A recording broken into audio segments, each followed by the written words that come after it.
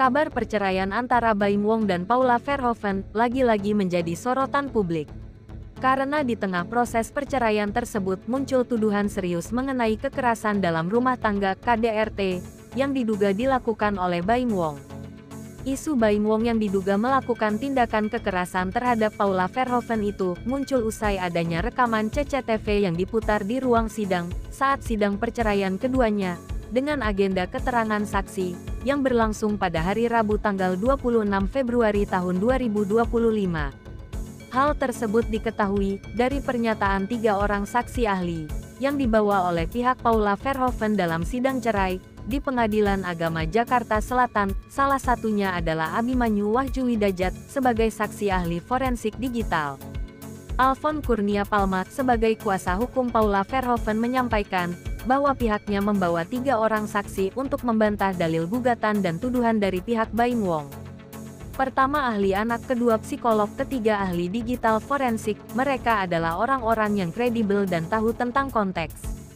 Oleh sebab itu, dapat dikualifikasikan orang yang tepat untuk menyangkal dari dalil-dalil yang telah ada selama ini, kata Alfon Kurnia Palma saat ditemui usai sidang. Alfon Kurnia Palma juga mengatakan tujuan kliennya untuk menghadirkan para ahli ini guna memberikan perspektif kepada majelis hakim terkait dalil-dalil yang pihaknya bantah sebelumnya. Alfon Kurnia Palma pun mengklaim saksi-saksinya sangat kredibel dan berkompeten untuk dihadirkan pada persidangan kali ini. Jadi itu sih para ahli yang kami ajukan. Oleh sebab itu, makanya cukup kredibel bagi kami sehingga cukup tepat ke depannya. Hakim menerima dalil-dalil kami, kata pengacara Paula Verhoeven itu. Sementara itu Abimanyu sebagai ahli saksi telematik tak bisa bicara secara rinci tentang kesaksiannya dalam persidangan cerai Baim Wong dan Paula Verhoeven.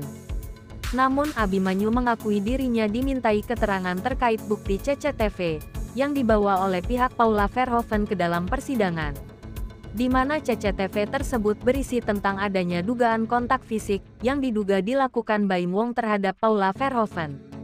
Jangan lupa ini sidang tertutup ya, jadi saya juga tidak akan berbicara banyak. Ada bukti CCTV di dalam suatu ruangan, di mana di sana terjadi semacam pertikaian antara kedua belah pihak, ucap Abimanyu. Kalau bahasa telematika kami melihat bahwa itu terjadi suatu kontak kekerasan, sampai ada terjadi benturan, sambungnya. Abimanyu menyebut dirinya tidak bisa memastikan apakah hal tersebut masuk dalam kategori kekerasan dalam rumah tangga atau bukan karena dirinya bukanlah pakar hukum. Apakah itu termasuk kriteria KDRT atau bukan, silakan itu secara pakar hukum nantinya menilai. Tetapi kalau bahasa telematika, kita melihat ada suatu bukti, suatu kontak keras di CCTV. Di CCTV, bukti keras benturan dan terkena sampai yang satu dihajar, terpental, jelasnya. Dia juga menjelaskan kontak tubuh itu dilakukan oleh pihak pria. Sedangkan untuk pihak wanitanya, Abimanyu mengatakan terpental karena adanya kontak tersebut. Iya, di situ ada kontak, ya okelah pihak pria yang melakukan. Kemudian pihak wanitanya sampai terpental karena hal tersebut, lalu juga ada kontak, jadi melakukan sesuatu ke kepalanya yang wanita. Sehingga dengan pergerakan tangan, yang membuat kepala wanita, sampai kayak kedorong ke depan, pungkas Abimanyu. Pada saat pemutaran CCTV, di dalam ruang sidang Abimanyu menyebutkan adanya kondisi yang tidak kondusif, di mana pihak Baim Wong memberikan pernyataan yang cukup keras terhadap Paula Verhoeven.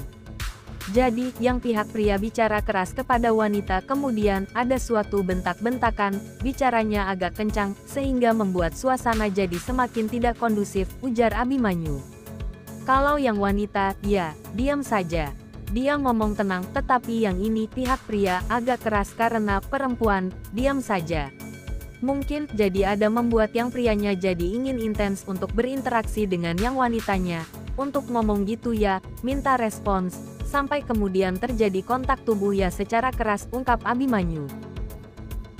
Usman A. Lawara selaku kuasa hukum Baim Wong menegaskan saksi pakar telematika yang dibawa oleh pihak Paula Verhoeven dalam sidang cerai tidak ada relevansinya. Sebab menurutnya dugaan kekerasan dalam rumah tangga yang diduga dilakukan Baim Wong kepada Paula Verhoeven sudah termasuk ke ranah hukum pidana.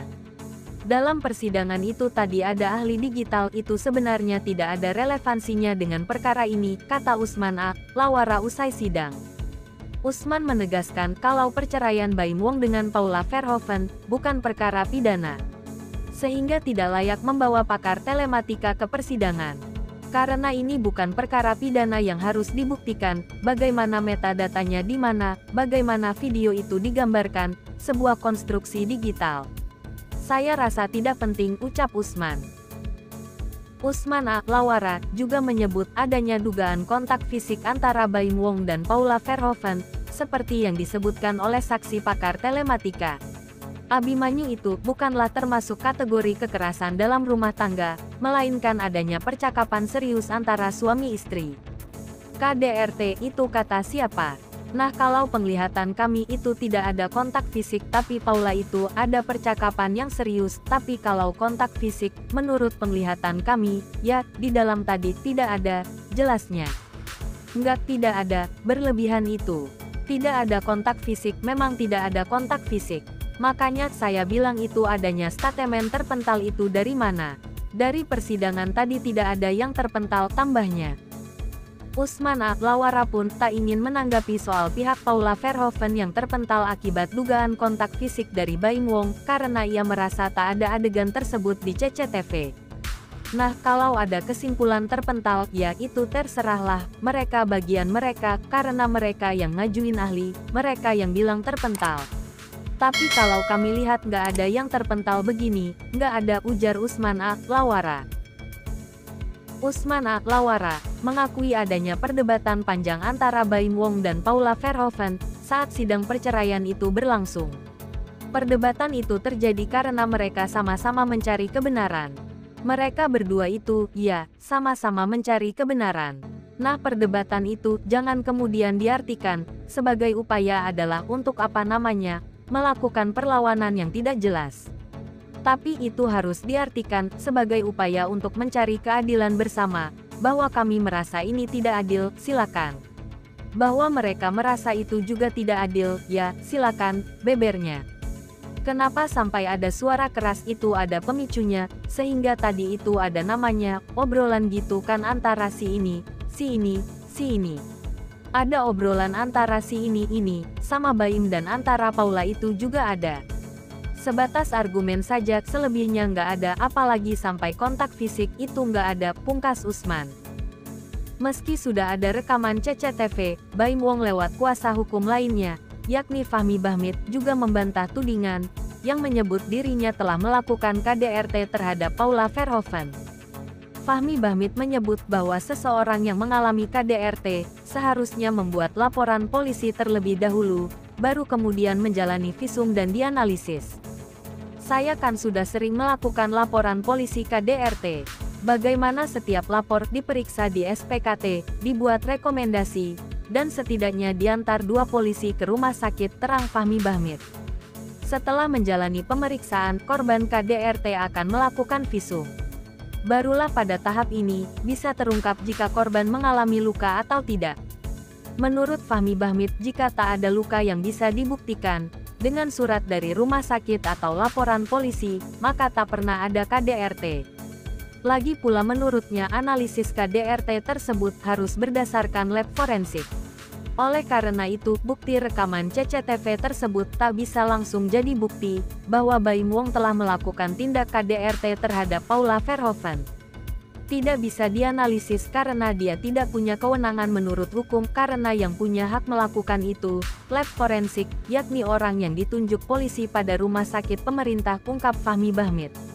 Pengacara Baim Wong, Fahmi Bahmid, juga menambahkan bahwa kliennya hanya tertawa saat menanggapi tuduhan KDRT tersebut karena dianggap tidak penting. Ia menegaskan bahwa dalam perceraian tidak perlu mencari siapa yang salah. Di tengah memanasnya isu KDRT, pihak Baim Wong juga menekankan adanya dugaan pelanggaran syariat Islam, yaitu perselingkuhan yang diduga dilakukan oleh Paula Verhoeven. Fahmi Bahmid meminta masyarakat untuk tidak melupakan dugaan perselingkuhan tersebut. Ini ada bukti seseorang patut diduga telah melanggar syariat Islam, diduga terjadi perselingkuhan, diduga terjadi berduaan dengan seseorang yang bukan dengan muhrimnya, dan itu melanggar syariat Islam, dan itu tidak boleh dilupakan, ucap Fahmi Bahmit. Beberapa waktu lalu pihak Baim Wong menyebut bahwa mereka mempunyai bukti jika Paula Verhoeven pernah berduaan bersama seorang laki-laki di dalam satu ruangan. Hal tersebut semakin menguatkan dugaan jika Paula pernah berselingkuh bersama lelaki lain di belakang Baim Wong. Dua orang saksi Baim Wong menjelaskan jika ada seorang wanita berduaan di satu tempat bersama laki-laki yang diketahui bukan muhrimnya sampai jam 4 subuh, ungkap Fahmi Bahmit, pengacara Baim Wong. Walaupun tidak dijelaskan secara detail apa saja yang dilakukan Paula Verhoeven bersama laki-laki tersebut, namun bukti kuat menyatakan jika Paula Verhoeven berdiam diri bersama laki-laki berjam-jam. Dan ini adalah pengadilan agama, di mana hukum yang berlaku adalah hukum Islam, jelasnya.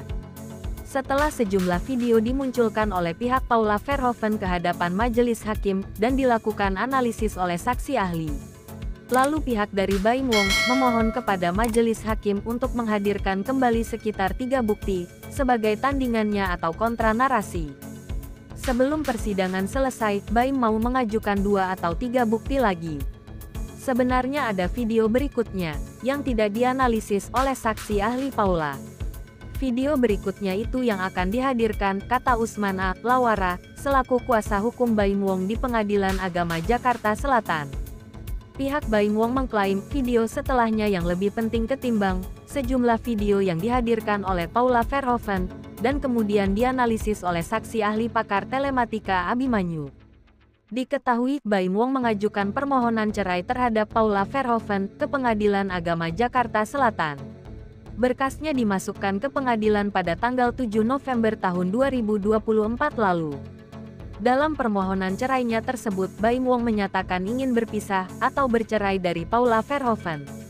Selain itu, Baim Wong juga ingin hak asuh atas 2 orang anaknya jatuh ke tangannya. Alasan permohonan cerai Baim Wong terhadap Paula Verhoeven diduga adanya perselingkuhan dari pihak istri. Lantas bagaimana menurut pendapat Anda mengenai huru-hara perkara perceraian Baim Wong dan Paula Verhoeven ini? Silahkan tuliskan komentar Anda di kolom komentar di bawah ini.